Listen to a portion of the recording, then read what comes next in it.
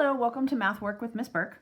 In the last video you watched, you talked about the area model for finding probability of a specific event.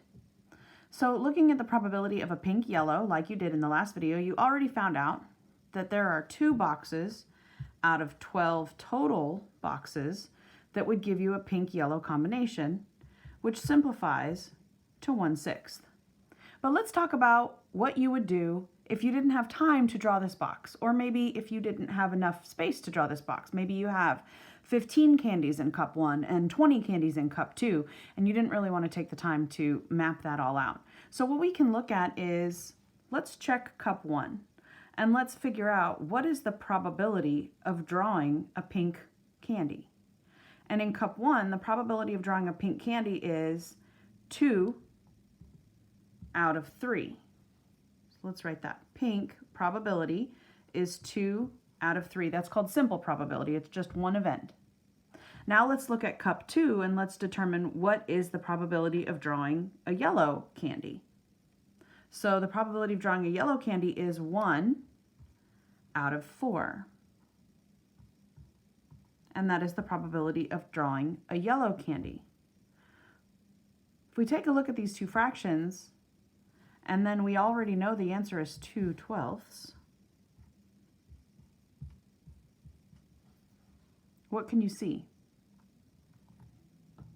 You should be able to tell that if I multiply these two values together, I get the same answer of 2/12. 2 times 1, 2. 3 times 4 equals 12. And that also simplifies to 1/6, just like it does up here. So instead of maybe always drawing the area model, you can look at potentially determining the simple probability of each individual event and then multiplying those answers together to get your total outcome probability. Let's try another one. What would be the probability of drawing pink-orange? So if I look at the probability of drawing a pink, then an orange, if I look over here, I see 2 pinks out of 3 total candies, so that would be 2/3.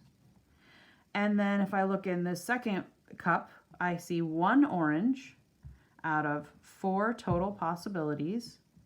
And if I multiply those together, it looks like my answer is the same as the previous problem, 1/6. But if I go back to my table, I see that I have